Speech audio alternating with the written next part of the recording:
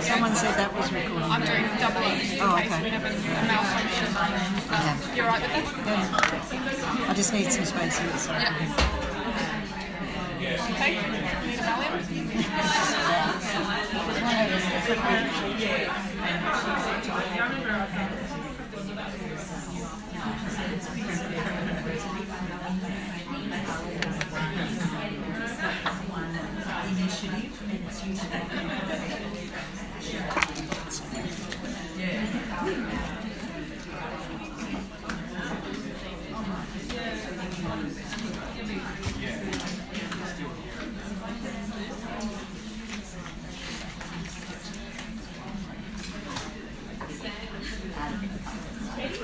Okay. Well, welcome everyone to the National Centre for Student Equity in Higher Education and our new offices. I hope you're enjoying our luxurious space, and I'm so pleased everyone found us. I'm the Director, Sue Trinidad, and I'd like to just acknowledge the local custodians of the land, the Noongar people, and we pay our respects to those people past, present and future. Today we have the great pleasure of joining in a seminar conducted by one of our visiting fellows for 2018, the wonderful SallyKift. And that is not my words. I heard people saying that. I would not miss a SallyKift presentation, which is fantastic. So you know that your bar's been set very high. Welcome. So we have Sally here from James Cook University, and she's discussing a topic very close to everyone's heart, and that's maintaining the momentum, transition pedagogy to sustain widening participation and student success. And as we've got Sally here for a whole week, we have been non-stop talking about all these wonderful issues and wicked problems that we've got to move forward. So we welcome you here. Just a little bit of background for those who don't know the wonderful Sally Kift. She was Deputy Vice Chancellor Academic at James Cook University for 5 years, 2012 to 2017, and then retired or went on to Says my another husband. life. And she is currently President of the Australian Teaching and Learning Fellows and very passionate about what needs to be done within the teaching and learning space. She's received numerous national awards, including the National Teaching Australian Award in 2003, and in 2006 was awarded one of the 3 inaugural Australian Learning Teaching Council Senior Fellowships.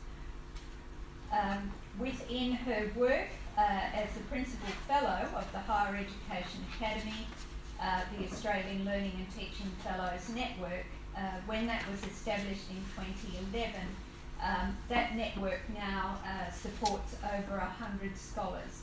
And this is across Australia where they work in their discipline communities, as Sally has within her particular community, looking at how better we may work with our students across higher education. So thank you, Sally, for all your work to date and your future work as you contribute this year to the centre, and especially this week being here amongst the researchers within the centre. And we look forward to the seminar, which is going to be covering transition pedagogy, and it's framing around the 6 first-year curriculum principles, and for you providing us with your wonderful examples and strategies to promote inclusion and retention of non-traditional students. So our plan is to have about an hour's seminar here with questions, with time for question and discussions, and then we will have afternoon tea, and the EFIA chapter is meeting after that time. So can you join me in welcoming Sally? So thanks very much for that warm welcome, Sue, and also thanks to Beck, who organised lunch and afternoon tea for us, and Nina, and all the facilitation that I've had here, and the very warm welcome. And I'm particularly looking forward to meeting with the EPA people later on after this. So I was given a bit of a task to think about how we do maintain the momentum, because there is a bit going on, and in the non-core areas, if I could call it that, there seems to be a bit of a withdrawal of practice. So I'm going to try and think about what might be sustainable in 2018 going on. There's a range of words there, and I'm going to go hard at it, and I hope I don't make you seasick in the process. But it is about trying to integrate everything that we're doing, and academic and professional staff working together with a focus on success, and do all of those adjectives: intentional, coordinated, coherent, seamless. But my thesis has always been, in times of stress, the only thing you can actually count on is the curriculum. So if you can get into the curriculum and drive the learning and the support through that, then I think we're in a better place for all students, but more recently with students. So that's what I'm going to be talking about: whole of institution, whole of student, transition pedagogy. But just because I wanted to set myself a bit more of a challenge, and particularly in the time that I've got, I thought we might just have a bit of a word from our sponsoring context, because I don't know what happened in April 2018, but every mad person decided they were going to put out a report. I need to remember that this is being taped. Okay, I withdraw the mad comment. But there are a number of reports that tend to make me a bit anxious. I've skimmed it a bit, because one of them, the Crunching the Number report from the Mitchell Institute, was March. But everything else you see on the screen there was April. So let's just have a quick look at them. This is Ernst & Young. Ernst & Young did a very good report in 2012 for the benefit of the tape, but they put out another report in April this year where they're rehearsing all these issues that we know are coming at us down the chute: the rise of continuous learning, the changing nature of the world of work, blurring industry boundaries, increasing international competition, digital behaviour. My issue with this is the sort of headline that we're getting out of this report, And in the equity context, I don't think this is necessarily helpful to the students that we've been encouraging to come to our institutions. If they think that what you learn at university isn't going to get you a vocational job, we've got a problem. I did a quite cruel word search in that document. Equity is mentioned once. We're talking about the future of higher education. It's mentioned once, and it's mentioned in the context of the policies that created equity and access are now constraining innovation in the context of a need to assure a competitive workforce. I mean, shame on them, to be frank. And they've set up a whole website. They're obviously very proud of this report, and I'm sure there's something in there for someone. These are the sorts of issues that they think universities must do. And again, I just pull out one of them, this issue about unbundling degree programs in the university value chain. Again, I think that's quite potentially problematic for our students, our non-traditional students coming who need the structure of a degree, I think. And if we were thoughtful about this, I think the unbundling really is going to occur in postgraduate education. I think we're probably shifting the base of education from year 10 to year 12, and now I think some sort of further education. We in higher education would say a bachelor's degree or a diploma or an associate degree. Vocational education TAFE would say a diploma or a Cert 4. But I don't think it's going to be unbundled at the entry level. The unbundling of services might occur. Anyway, so that's Ernst & Young. Oh, and I do adore Peter Goodyear. What I found comforting reading the latest Ernst & Young report on the future of universities is evidence that it contains that Ernst & Young consultants will be replaced by AI sooner than I will. Thanks, Peter. Much more thoughtful, and as you would expect from something that Andrew Norton has authored, is the Grattan Institute report on dropping out, again from April 2018. I recommend it to you. I'm going to spend a little bit of time on this because while it's thoughtful and has that usual rigorous analysis from Andrew, it's generated headlines like this, which again are potentially problematic. I'm going to watch Louise's face as we go through this. We can easily predict, according to the newspaper reports, what's going to cause dropout in university, be part-time and study by distance, or be mature age. So there's some headlines. I couldn't put the campus review one on the same page, so you've got that on a different page. But just taking from the Guardian's report, the Grattan Institute's developed a model, and we'll go there in a minute, to use the part-time study factor and other factors, and there they are. They're the ones that we can use to easily predict the risk of dropping out. And then they give an example.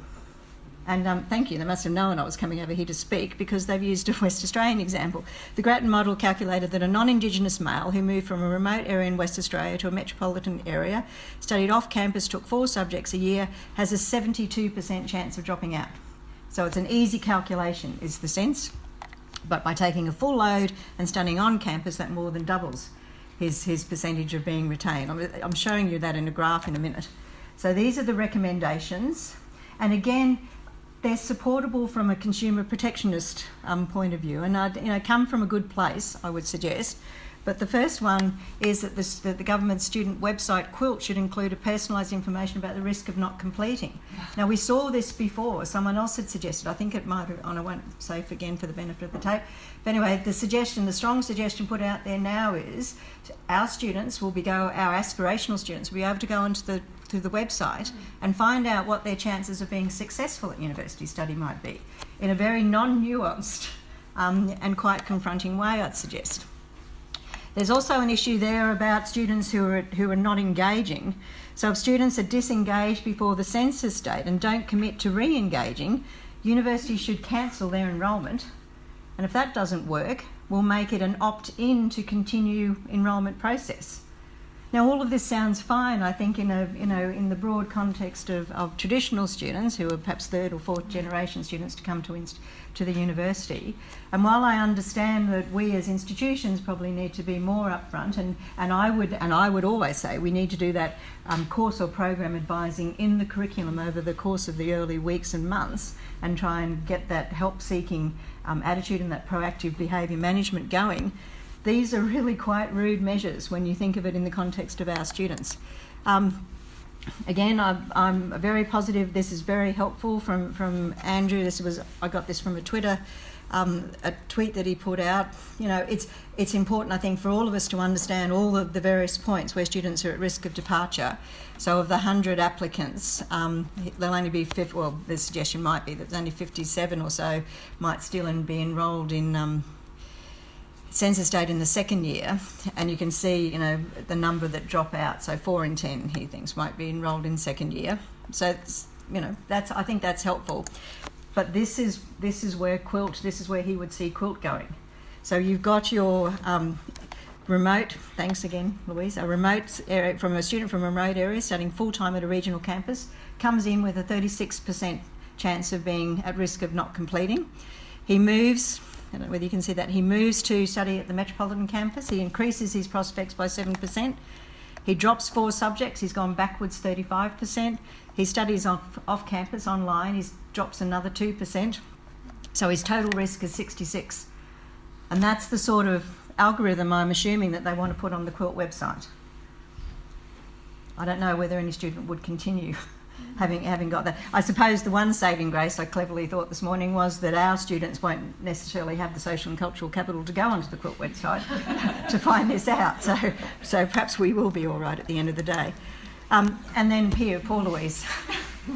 You know, and I look at the 9,007 students, at least half of them are part-time, mature age and studying online. And we would say they're at least a 66% chance. And the message is move away immediately and go and study full-time on a metropolitan campus. Slightly problematic. On a brighter note, the Mitchell Institute's put out 2 very good reports. Participation in tertiary education in Australia in April 2018, just trying to model what would happen if the government continues on the current path of capping everything, accepting that a well-educated population is essential to Australia's economic and social well-being. And I'm not immune to the irony of speaking about this today, the night after the budget, when the Treasurer has been in the National Press Club talking about productivity. Peter Noonan and his colleague Sarah Pilcher suggest that we're never going to be able to catch up because of the decline in vet rates. I've just taken the higher education participation table. This is his projections on this. It looks worse. It looks worse once you put vet in. So there we would have been going if we'd continued on the previous 2-year enrolment trend of uncapped places. After 2020, if it's performance capped at current growth rates, then it's levelling out there. If it stays capped at 2017 rates, it's going down, and the trajectory is worse if you start factoring in vet. My other piece of input data, a very good report again from the Mitchell Institute around crunching the number, the ATAR. So there's going to be a roundtable held at Victoria University, facilitated by the Mitchell Institute and another organisation later on this month, to look at what the alternatives to ATAR are. And I think as equity practitioners, I think we need to have a position on this and start thinking about how sensibly we can contribute to this debate. Because of course with the capping of enrolments now, ATAR is going to come back into its own as the selection method, and it's been called a blunt and inaccurate ATAR, which will operate to exclude, as Nadine and I were talking about yesterday. So they're the rates, and you see that the Mitchell Institute's confirmed that 26% only of students are entering by ATAR. Now, you might recall that the Higher Education Standards Panel produced a report in 2016 looking at admissions transparency, and the numbers in bold, in black, are what it was in 2014. So the reliance on ATAR as the sole measure of entry has dropped from 31% to 26%, according to the Mitchell Institute. Unfortunately, and again for the benefit of the tape, when I finally added up, I couldn't see where all the numbers had shifted. The Mitchell Institute's 3% short on its, so they're 97 out of 100%, and I'm assuming that the HESP got 100% out of 100%. But you can see what's happening there, but the moral panic always is about low ATAR entry. So what are we going to do about that? And there is a glimmer of hope here, I think, because the chief scientist, to whom everyone listens, has just finished chairing a STEM Forum report, which talks about, well, that's my words, the long shadow of ATAR, but essentially how ATAR is misunderstood. And it's a problem for STEM because students are ostensibly it's to be understood, taking not the hard maths. And I see there's some New South Wales workers just come out today saying that again. There's a misconception about what the ATAR range is. I mean, that's all very interesting, but we get down to this final paragraph. Teachers, parents and businesses agree we need a better conversation about the purpose of the ATAR with an emphasis on not just getting into university, but getting in prepared to do well. Schools will object to that because they say they do a range of things, one of which is to prepare for university, not all of them. But my point here is the chief scientist is on the back of ATAR as well. If we can harness that sort of energy, I think we might have the potential to have some sort of constructive debate about what it is. It's effective and efficient, but essentially lazy from an institutional perspective. Again, putting my happy hat on, we had a lot of good work done on enabling education, some of it coming out of the National Centre. We did manage to avoid, because nothing got through, we managed to avoid, which would have been a national tragedy, the charging for enabling places. But by the same token, we haven't increased the number of sub-degree places. The journal that I'm involved in, the Journal of Student Success, published all the reports from the Enabling Conference, and I'm going to National Enabling Educators of Australia conference anyway, that was held at Southern Cross on the Gold Coast at the end of last year. So there's lots of good work going on there, and if you haven't caught up with the budget, 500 new places, enabling and sub-degree places to regional universities. Newcastle has 2,000 enabling places, so 500, you know, it's good, a good start. I don't think we can look a gift horse in the mouth, but it's not going to get us very far. When the Mitchell Institute report said that by 2031, I know that's a long way away, there would be 235,000 less students in the higher education system. So 500 really is a bit of a drop in the bucket. There's an additional 185 Commonwealth supported places, which will go up to 500 in 2022 for these regional study hubs, which I don't even know what they are. I'm sorry. I think you've got one in Broome here. I think there's one in, but I don't understand what's Geraldton. No, I don't really understand what the universities that come in and use it. Well, they've got another 500 places, or 185 places up to 500 in a few years' time. And then improved access to youth allowance for regional students. So that's a good thing. So, you know, there were some measures in the budget last night, but really not at the degree that we would like. So that was me wasting my first 15 minutes really talking about the context. But I think it's a tricky context, and there's a lot going on. And if you're feeling it in your institutions, I mean, I think we also need to think about what that looks like from outside. And I just wanted to remind myself, really, that I've been here before. I talked at the National, because I talk endlessly, at the launch of the National Centre when it was at the University of Adelaide in 2009. And I said much, oops, sorry, I went the wrong way. And I said much the same things about us needing joined up institutional approaches, a responsive first year curriculum, a curriculum that needed to be sensitive to the entering diversity and was intentionally designed, supported by timely access to students' support services and facilitated by a sense of belonging, enacted by academic and professional staff partnerships, and a curriculum that allowed students to see themselves reflected in it. So now I'm just going to say all that again in a much more lengthy way. And I start always with Vincent Tinto because I love this idea of his of establishing the educational conditions in which we put students. That promote the retention of students, and in the US they talk about low income students, but the educational conditions. So when I talk about curriculum, for the sake of trying to be inclusive, I'm talking about everything that we do in an institutional context that has the potential to engage or disengage students from as soon as they come to us. So it's a very broad conception of curriculum. I'd like them to get to the learning and the formal curriculum, but everything else that we do around it, I think, has the potential to not induce success, to use the lawyer's double negative. We know a lot about why students leave in first year, and it's very multifaceted and quite complex.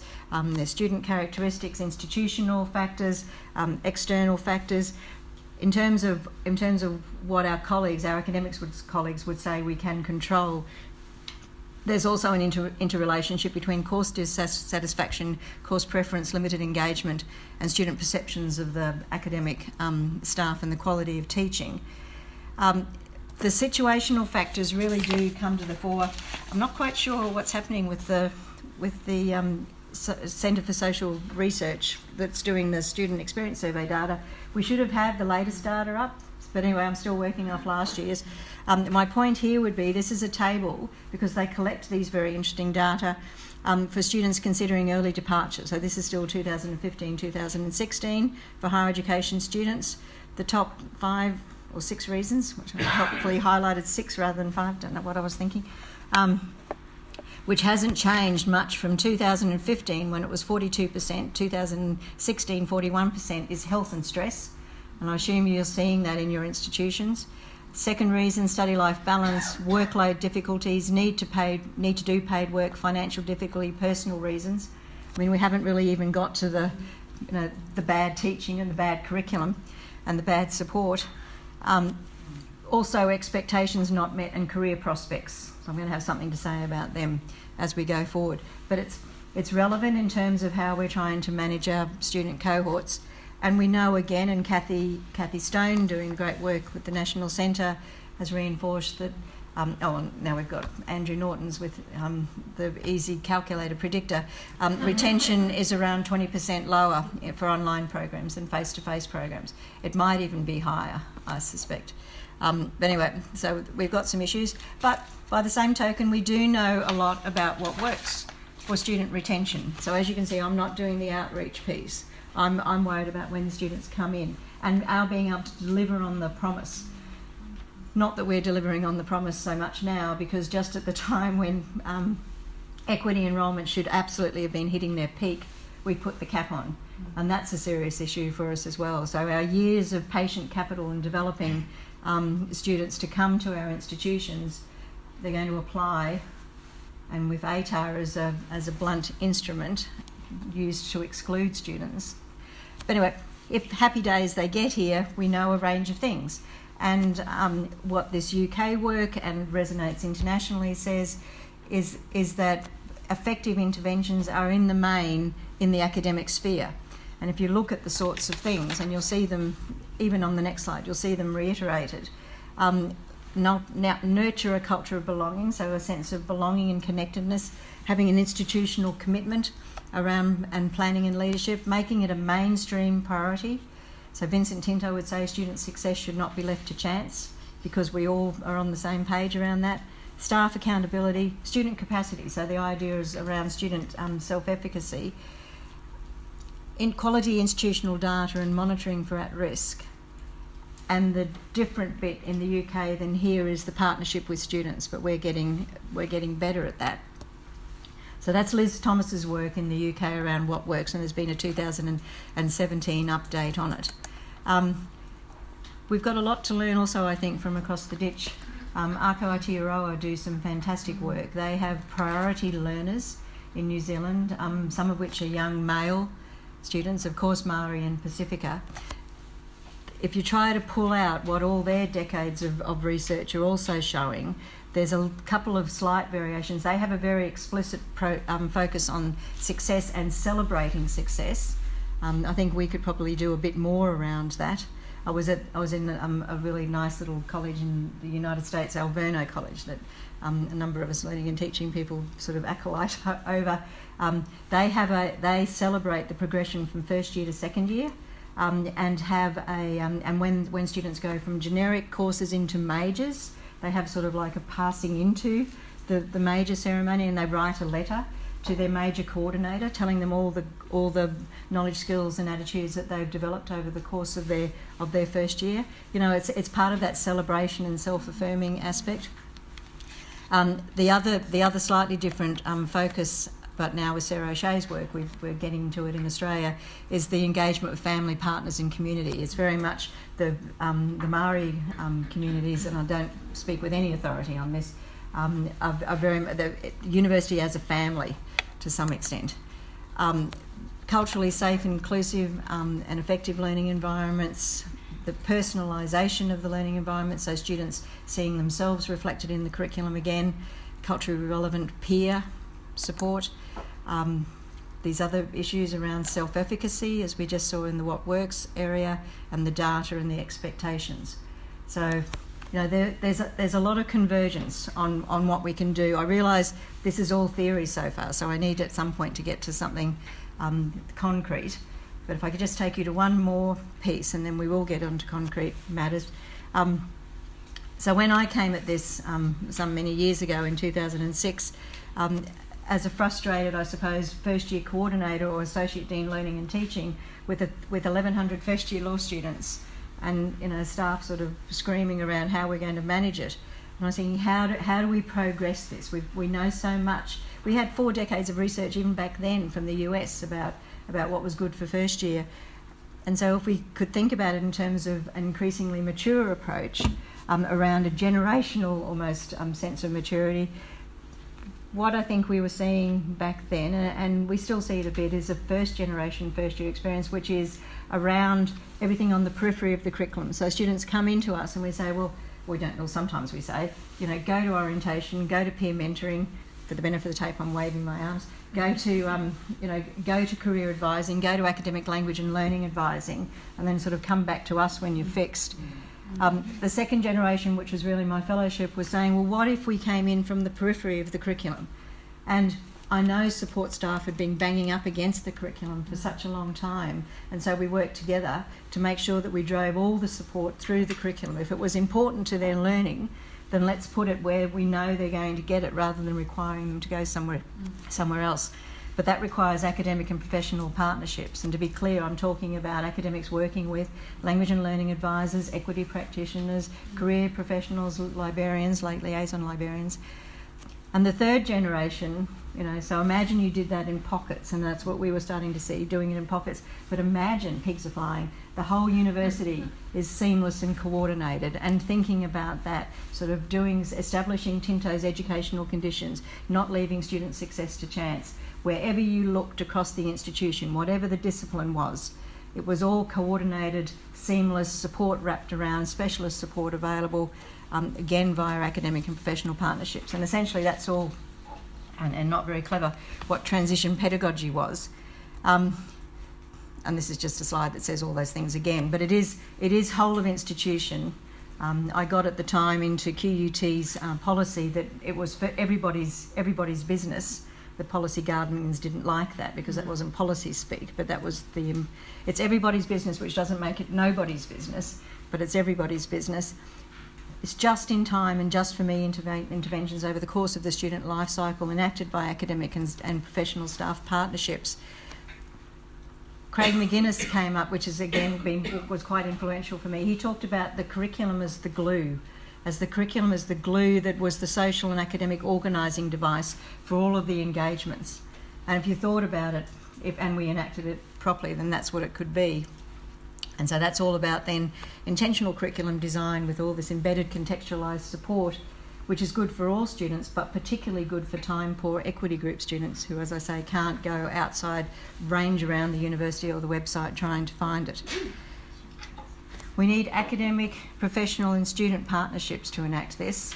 And every time I speak, I probably add someone else into the mix. So curriculum redesign then isn't a solo exercise. So of course the academics are there, and of course I would hope the program coordinator, hopefully the first year experience coordinator, hopefully my role, the associate dean learning and teaching.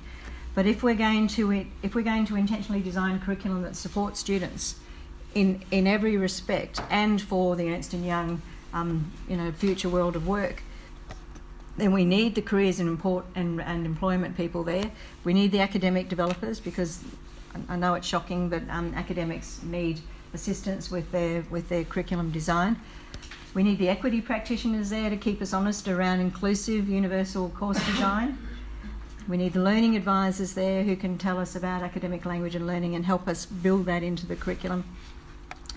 Of course, we need to do this with the data analytics and the data and the analytics that we've got available, and the liaison librarians who can talk about information literacy and increasingly digital literacy, and I'll come to that in a moment. And picking up on the UK work as now starting to permeate in Australia, we need the students there as well, and particularly our students there, so that they can see themselves reflected in the curriculum and they can hold us honest around that.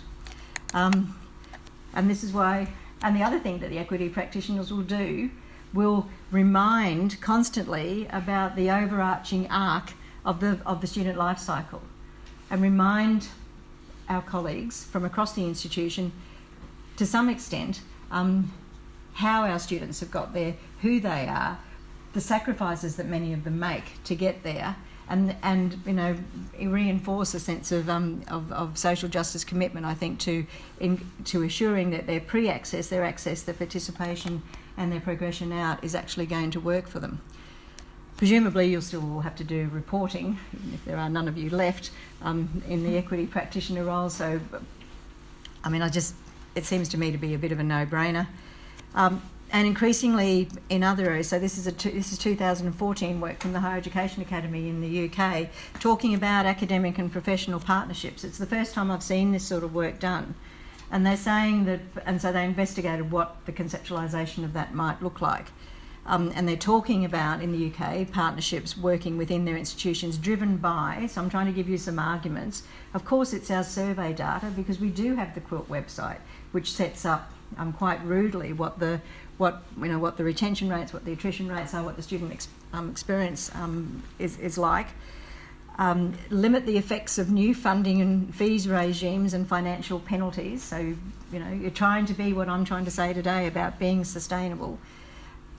Translate and contextualise effective practice within the sector, because your academic colleagues and the professional colleagues will help the academic colleagues with what good practice is in that regard, because it's increasingly difficult being an academic in higher education. The forces on our colleagues are extraordinary and only going to get worse, as best I can see. And trying to provide parity and consistency across academic departments. Anyway, so there's a case there about partnerships, but I thought this was a really nice quote from a Pro Vice-Chancellor there. It's about looking at the student as a whole person, and generally you don't do that. So this is the concept of whole of university, whole of institution, and whole of student. So that's why everyone needs to be around the curriculum redesign table, to remind that the curriculum is enacting the educational conditions in which we're placing students, and has to address the whole of student in that respect, rather than little narrow segments of it. So the rest of the time I'm going to talk about transition pedagogy and the 6 curriculum principles and try and give you some examples. It is a bit like higher education word bingo. I don't think there's anything that's going to upset you very much. I'm very conscious that good curriculum design has to sit with good teaching, with good support, and the students have to buy in. But if we can enact an intentional curriculum around some of these principles, we will have a curriculum that does serious transition and retention work. And I'm going to take you to each of those words and try and give you some examples of what that might look like. It's proven quite useful because it provides a common language across the institution for sitting around the curriculum redesign table. So what do I mean by transition or proactive management of transition? What being successful looks like? Well, here's a HEP outcome from Queensland that I think was Queensland University of Technology, but it's not branded. And it's about what becoming a successful university student looks like, and I particularly like time management and individual study. We know that the organisational skills are absolutely critical. So being explicit about what being successful looks like. So this is James Cook University in their parents and partners brochure that they hand out, so that you're wrapping an institutional support around what it is to be successful. So it's not a surprise, and we embed this at critical points to try and unpack those implicit rules about what success and successful behaviours are. I've got the wonderful Erica Southgate up there, but this is a University of Newcastle project, Seahorse project, all open access resources. And to be clear, what I'm talking about is embedding these in the curriculum. And as I did waste my first 15 minutes talking about context at the beginning of each lecture, in a foundation subject, you might show one of these. There are down in the what is it for you? Left hand side. There's Prezzies for students, so PowerPoints for students about who's who in university and successful assignments. There's a series of first year videos on that I've got there on the right hand side, but all of these other things. You know, the things that our academic colleagues constantly complain about. Students come, they say, and don't get ever beyond description. We never take them to the cognitive hierarchy.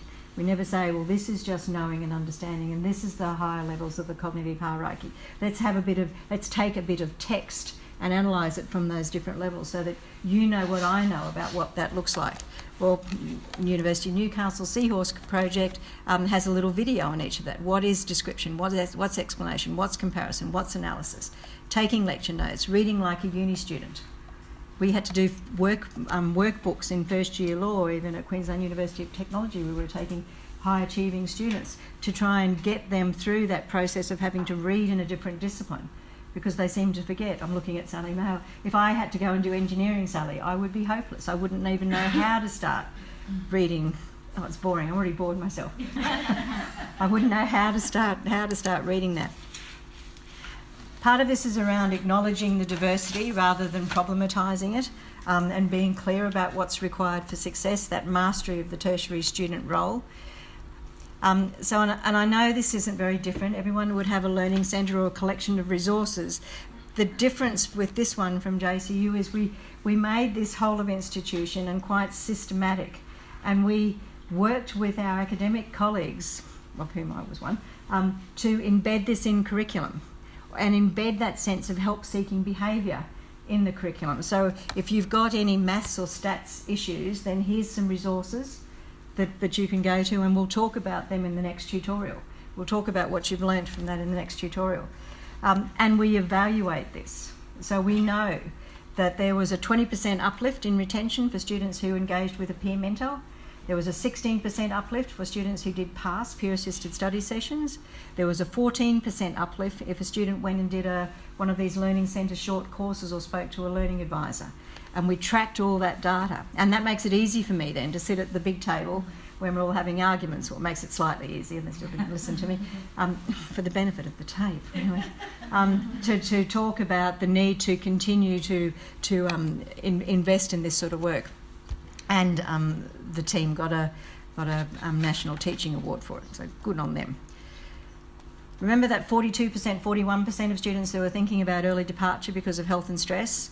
Again, an Office for Learning and Teaching project, enhancing student wellbeing, fantastic work across disciplines, and giving examples of how you could embed resources and different ways of thinking about the curriculum in the curriculum.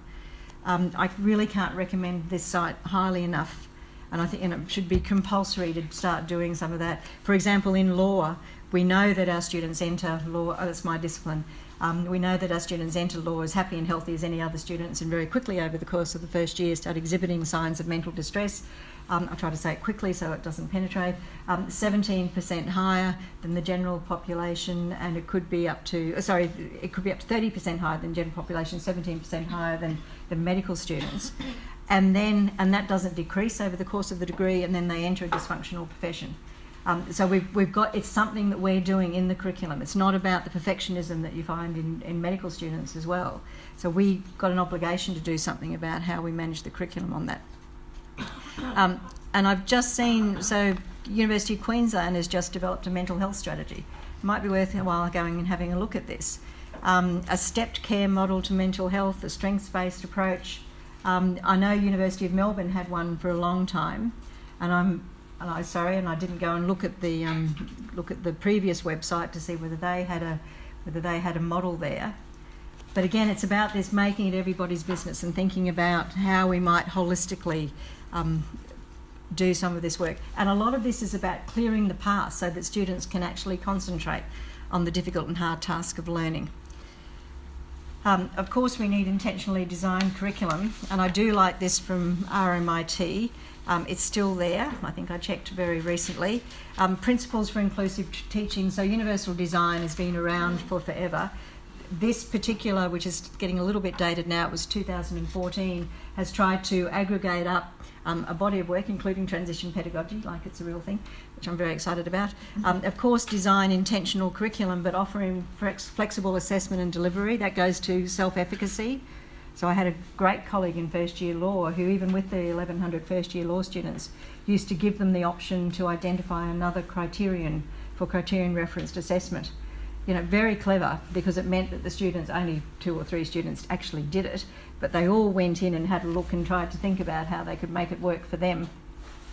That sense of offering flexible assessment and delivery, that sense of belonging, building a community of learners, teaching explicitly, so unpacking the hidden rules and behaviours that you know, like if I went and did engineering and had to write a lab report or whatever it is that you do in engineering, Sally, then I would know. It'd be like my telling you to write a case note in law without giving you any examples. So teaching explicitly, developing a feedback-rich environment, which probably has to be, if we had to concentrate on one thing in the first year, I'd concentrate on assessment. I'd concentrate on building assessment literacies that I'll speak to in a moment, and practicing reflectively, constantly thinking about how you're going. Are your students reflected in the curriculum?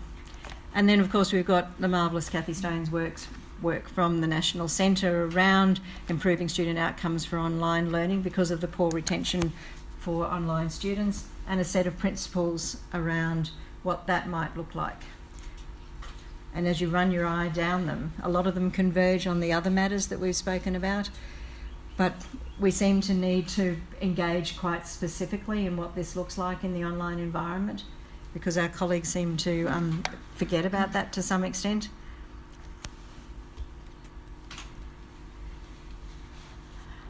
Just as an example of design, and it's sort of, it is an equity issue going forward.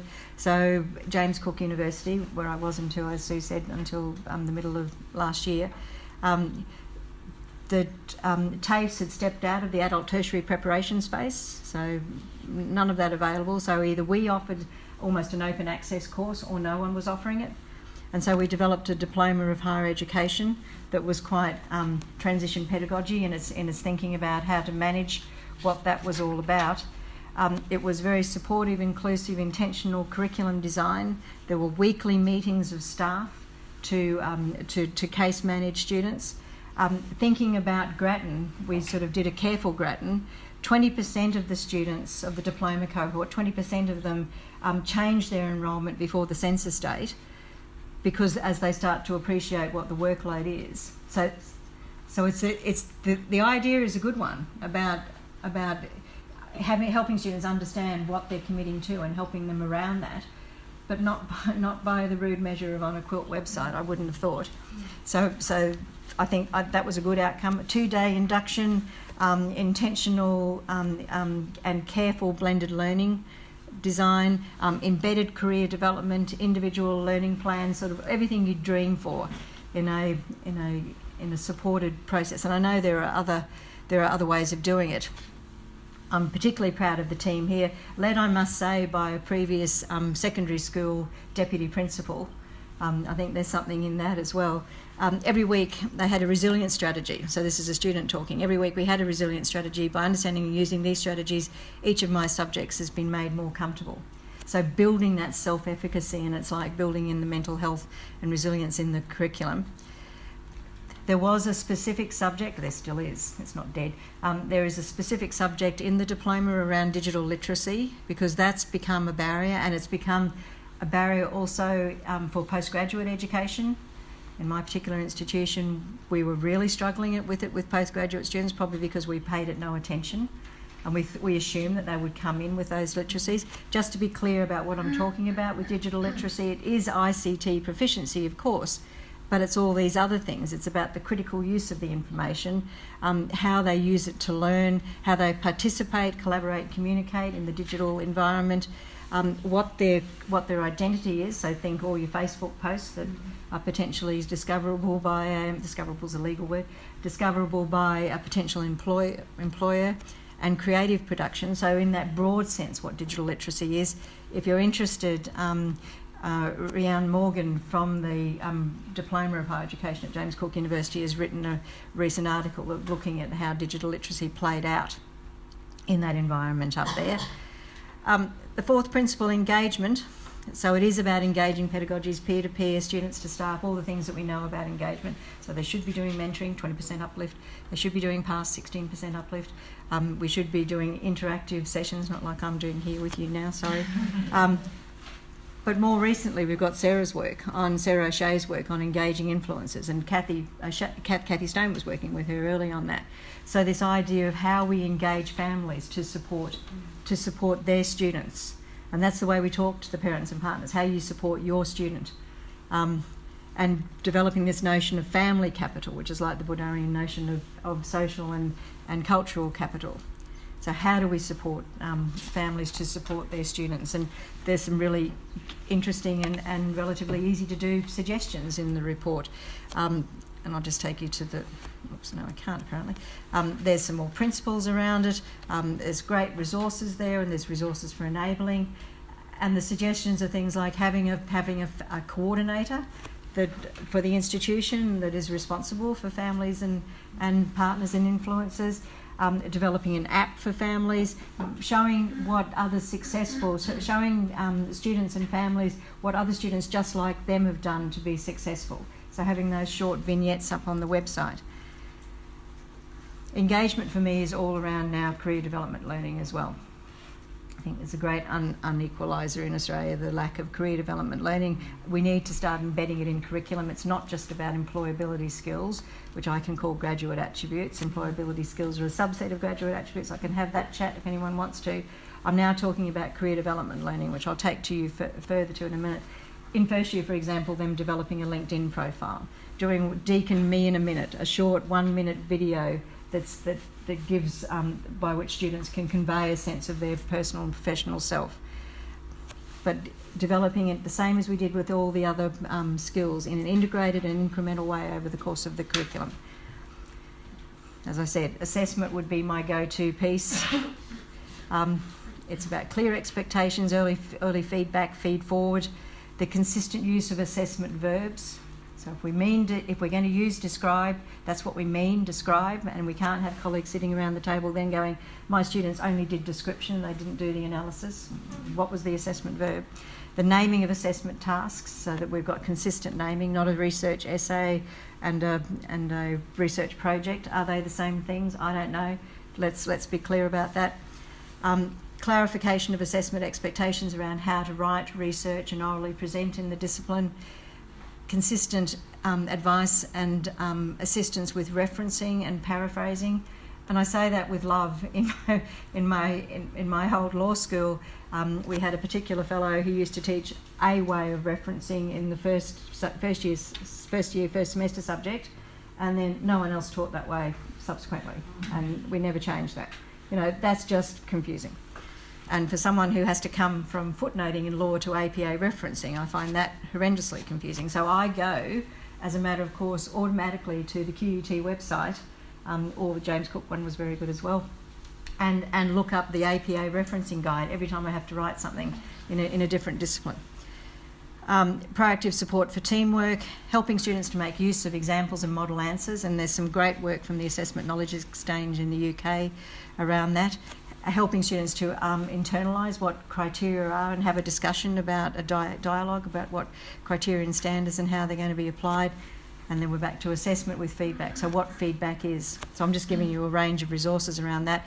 I think I could wrap all of that up by saying it's around assessment literacies. It's tertiary assessment literacies. They're probably needed for both staff and students, but students in particular.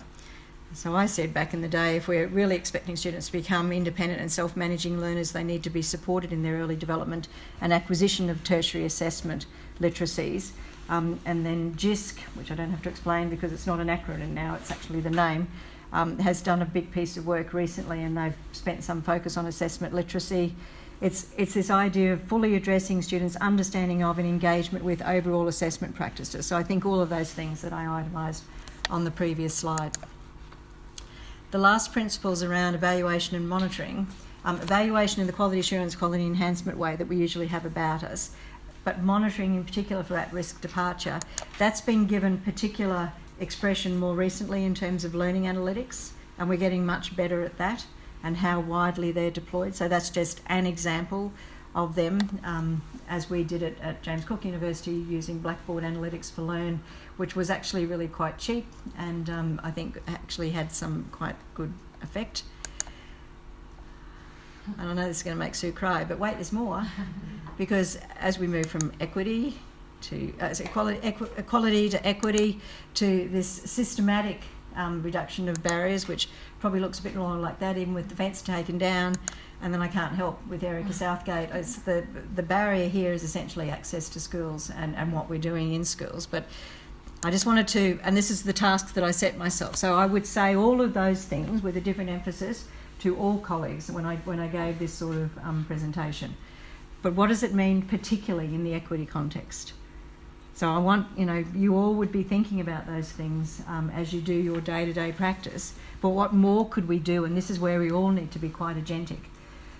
So thinking about the Grattan report, which also said, for the benefit of the tape, that students who leave having done some only work are still getting a considerable benefit. We need to give them a qualification. So let's think seriously about the exit pathways for students. So this is Andrew Norton and a colleague from La Trobe University. They're low SES student, unrepresented students are disproportionately the ones that will leave early. Increasing number of informal exit pathways would be an important way of reducing attrition, promoting student mobility and reducing inequities. They go away with a qualification that then we can do something with. Diverse program choices. So this is Erica Southgate's work, which I've used in law all the time because she drew law and medicine out, unsurprisingly. So students from equity groups are far more likely to be enrolled in high status degrees in less elite universities. I don't know who less elite universities are. These students make up a remarkably small percentage of their field of education cohort in group of 8. And that seems to be unfair, really. So what are we going to do about that? And when we think about alternatives to ATAR, or how we would reconstruct the system, is there something about, which I know UWA, and I know we've got a number of UWA colleagues here, I know UWA has done that very well over a long period of time with their Aspire program, getting students into what we might call the elite courses. And Erica also pulls out the entrenched inequity in their schooling system, and that the career education is really not what it should be. So we've got this marvellous work done by the 3 South Australian universities. I don't know whether you've caught up on that. Nadine and I have been talking, there's something in the water in South Australia. Maybe they're like a little ecosystem. The 3 universities actually work really well together. They did a staff expectations, student expectations piece of work a few years ago and developed checklists for Year 12 students, their parents, first year teachers, first year university students. So here the South Australians are again doing what should I study, having a wonderful checklist that would be provided. So if the schools can't do the career advising themselves, we could take it to them, I think. Got a bit cross with, benefit of the tape, I won't say that bit. Anyway, QTAC, our Queensland Tertiary Access Centre, has introduced this My Path thing, which I was going to show you a video, and I think I might, because I think it's a more sensitive interpretation than the Ernst & Young report around what's happening. One of the daily sort of blurbs around the sector, and I'm sure you know what I mean, had a big go at this and saying, ATAR's so over ATAR, and why would anyone do about ATAR? We'll see what you think when you listen to what QTAC has done. The world is being transformed before our eyes. The way we communicate, the way we play, the way we work. Never before have the rules changed so quickly. Today's students will grow up in a world that's unrecognisable to older generations. 2/3 will work in a job that hasn't yet been invented. So how do they prepare for what lies ahead? MyPath is a groundbreaking new tool that helps students work out what role they could play in our incredible future. It uses research from career psychologists to uncover a student's natural strengths and capabilities. the skills that will be transferable between emerging job roles, and most importantly, what will make them happy. Using QTAC's expertise in tertiary education, it then filters courses and maps information to relevant study pathways, so the student feels more informed, less overwhelmed, and ready to make their mark on tomorrow. It's a time of unimagined possibilities, and we're just getting started. Visit qtac.edu.au. So what they've done, because they've got all the entry requirements that you need for different degrees, a DO, in grade 10, students are encouraged to go on to the MyPath website now, a part of QTAC, and see, so if, unlike my focus group of one who trawled through the whole thing and worked out she only had to do chemistry because that was the only prerequisite of the hard science, of the sciences that mattered for getting into anything, to keep her options open. They don't have to trawl through the whole hard copy book. They can go, so if I don't do chemistry, what have I locked myself out of? If I don't do, I don't know, French, what have I locked myself out of? That was a bad example, I'm sure. But you understand, and the CEO at QTAC is very agentic about this. So now that he's done it for year 10, he wants to do it for year 8 as well, to try and allow, that would make such a difference to career advising, wouldn't it? Make it easier, certainly, for the career professionals in the universities. The third one about design, we really haven't spoken about this in the equity, well, I know some have in the equity space. This will be the next frontier if we're right, and the base qualifications moved from year 10 to year 12 to some sort of further education. The postgraduate student experience, postgraduate education will be the next frontier for us. Luckily, there's been a lot of work done under an ALT, Office for Learning and Teaching project on the postgraduate student experience. I've got the details there. They actually looked at the first year postgraduate experience and used transition pedagogy in that way, thinking about how they help postgraduate students come in with a gentle transition, and how, for example, digital literacy might be enhanced, how the referencing, how their engagement with new learning environments might go. I mentioned employability under engagement. Well, this is Ruth Bridgestock's work now. So employability, we do need to do something about that in terms of career development learning. But if you talk to any group of students now, and they're even slightly agentic around this, they keep hammering, so how do we develop networks? What is networking? What does that look like? So Ruth has prepared a whole lot of work around that, and I'd encourage you to look at that if you're interested. She did a small-scale survey of 192 students in second and third year. So again, we're looking at things like 8 in 10 students don't have a LinkedIn profile, 60% don't think their teachers are being industry active, 80% don't have an online portfolio, 10% have met 0 employees, 93% want more information about how to improve their networks and networking skills. Only 12% use social media for professional purposes, Nadine.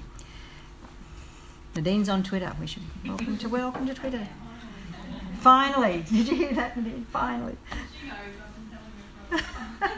Hurrah! We'll take a moment.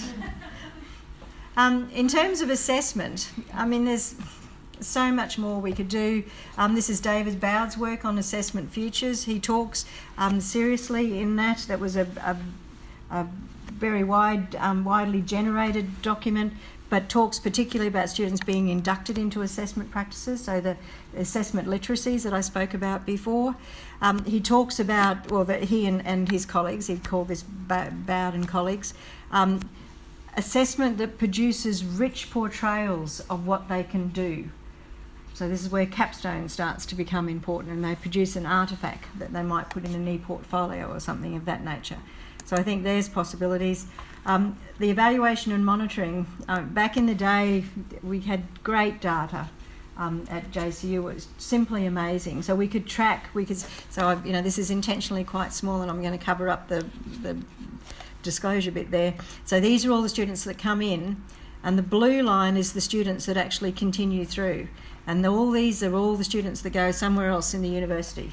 Some of them just leave, but some of them go into other areas. I mean, we need to get much cleverer about what this looks like. It's much prettier now. It's much smoother pathways, and we see big, thick lines become little thin lines. But that data cohort tracking is important.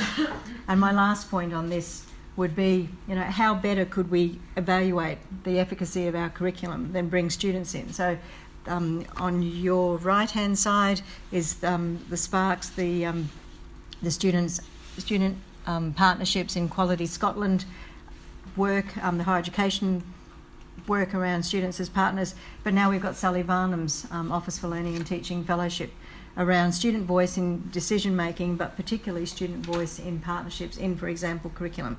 Again, another set of principles. So I'm sorry about all the sets of principles, but there are a range of ideas there.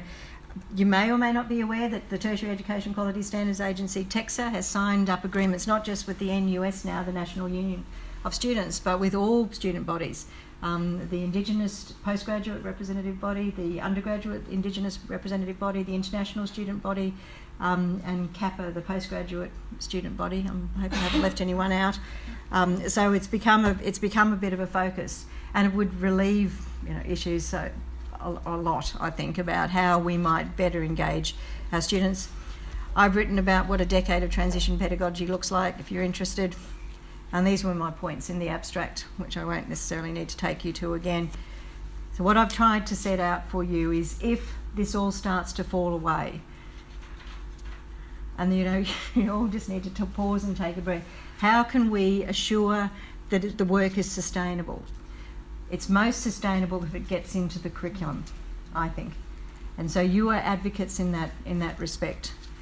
The curriculum focus has to be to the front, because then we can be whole of institution, whole of student in a just-in-time, just-for-me way. But it requires us all to work together. And increasingly that's getting to be the case because it's effective and efficient. So the focus is on what students have in common, which is they come to us to learn. That's what they have in common. They come to us to learn, rather than problemising their diversity and difference. So that was 2 o'clock, Sue, sorry.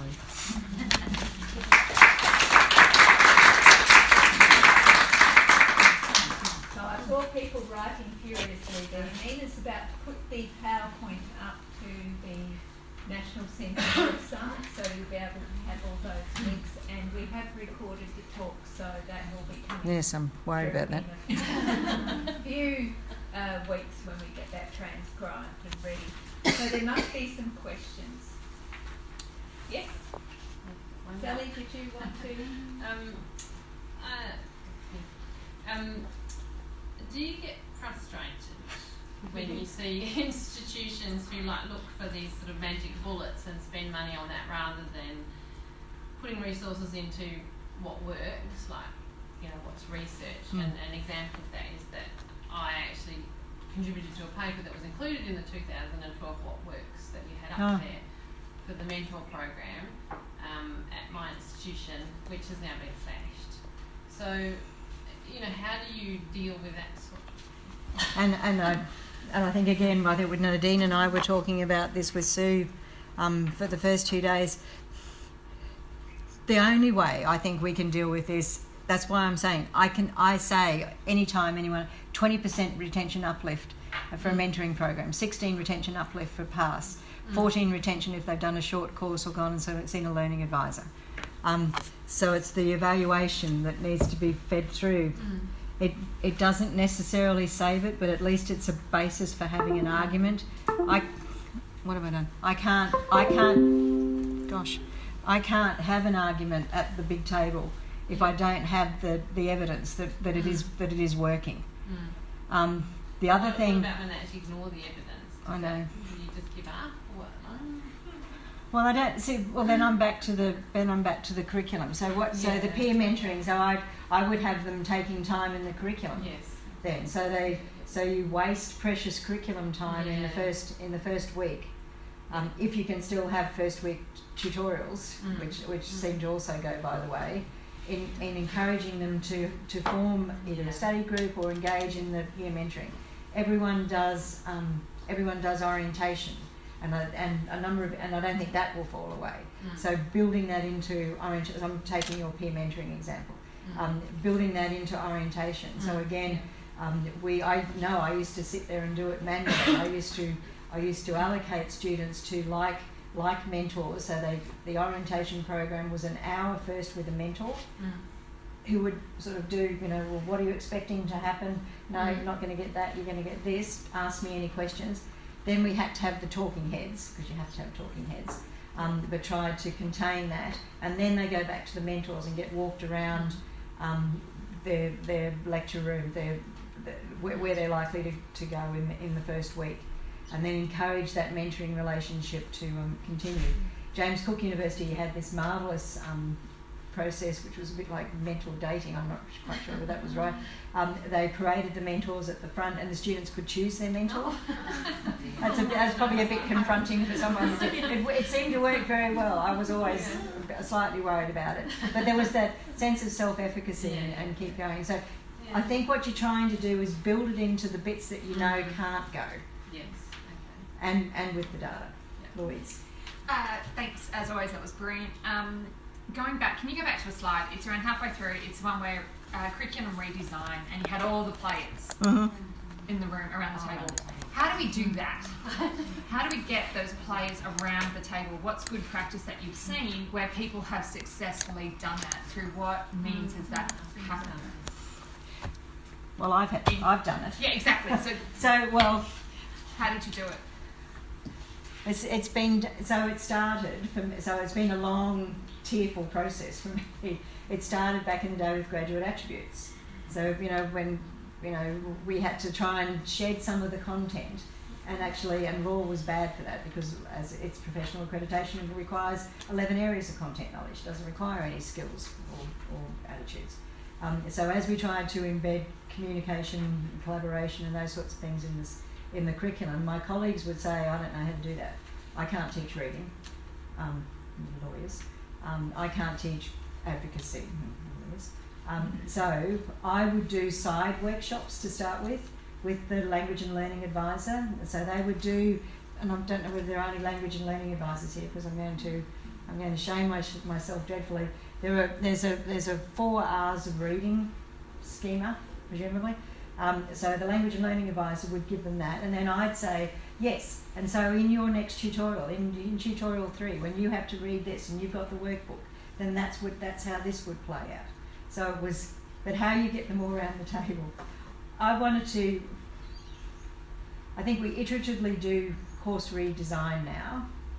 You need to get to your senior leaders. So I was requiring that we embedded career development learning in the Bachelor of Science, and I wanted it in the Bachelor of Arts as well, because they're the ones that seem to me to be potentially most beneficial. So I allocated my poor little one career employability HEP-funded person to the Bachelor of Science with James Cook University, mea culpa, most of our students are low SES. And so she sat with the program coordinator, if that makes sense, and mapped out, and then went away and did a fair bit of the work, mapped out what career development learning embedded across the Bachelor of Science would look like. So it might not be everyone at the career design table, it might be iterative. Back in the day, again, so TEXA is your friend in this. The Higher Education Standards Framework is you go and have a look at the what's required under the Higher Education Standards Framework. And Andrew Norton calls on that because he says if we have to accept academically prepared students, if we know that there are 66% risk factors there, what are we doing about that? How are we mediating that behaviour?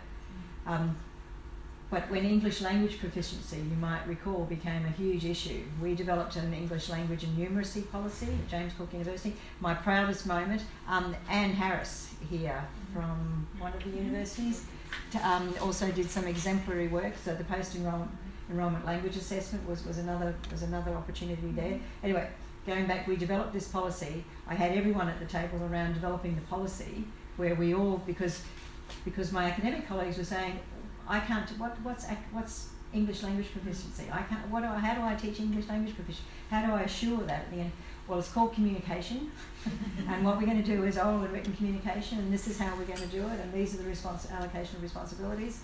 And the thing that I'm most proud of was we got the Dean of Graduate Research in on that as well, because there was a particular issue, and James Cook actually has a lot of Northern European English speaking and North American English speaking HDR students.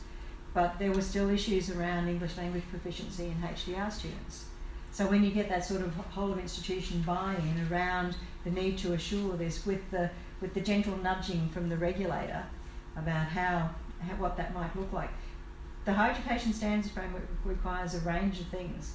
Nadine was asking me yesterday, how does TEC sort of assure against the Higher Education Standards Framework?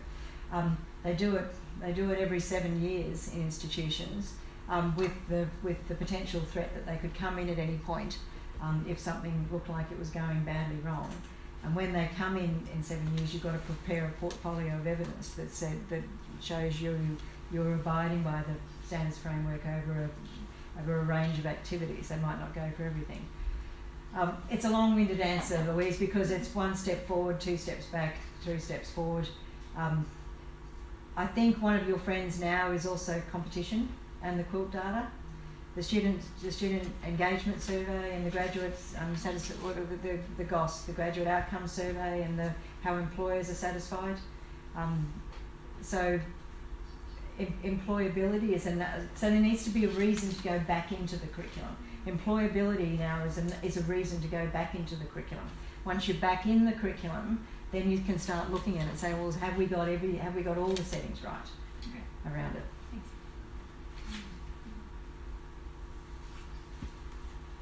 Okay, well, I think it must be afternoon time, but join me again in thanking Sally. Thank you. Thank you. For those who can, please join us for afternoon tea, and then I believe that we're coming back here for the EPR chapter meeting for those that are a part of that group. Is that right? We're coming back here?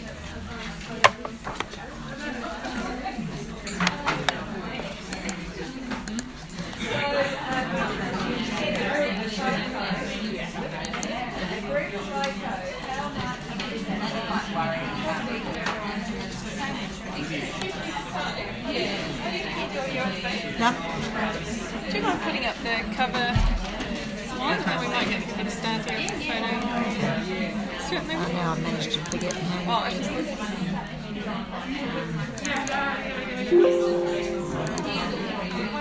if it won't play, don't worry. No, that's all right. I'll do it this way. I'll just pad on a little pad.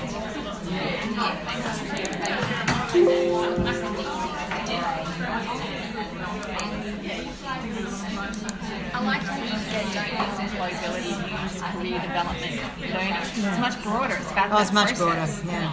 And if you have a theme, then that's the way to do it. Go in there and then bite Smith. Well, I think so, because then you can start saying, yeah, so how is this all working? And career development learning, which is a bit I didn't say, has probably said, what's wrong with that? Don't stress. No, but it's not working. Why isn't it working? I hate this, that it doesn't work. What I might do, would it be alright if you sort of stood at the edge of the group and I just take a picture this way? So people don't it's probably easier. If they know otherwise. Where is it not? USB? Well, it's there. Why I can't see it on the thing? That's just annoying. It should be there. Recent files, so it's like the USBs. Oh, that was what that noise was.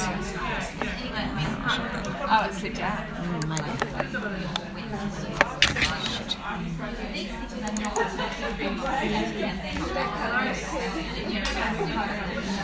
Oh no, it's gone. Can't find it. It's too hard. It's not there. Dinner tomorrow night. What time works for you? Whenever. We've got to get, and Nadine's staying at the same place that I am. Yeah, no, I figured that. There's a restaurant down the road. Do you have any dietary requirements? No. I was just thinking there's an Italian restaurant down the road that I've been to before. Just that I should be on a diet. Just that I should be on a diet. Cool. I'll email you guys then. Find out. This is a stupid USB.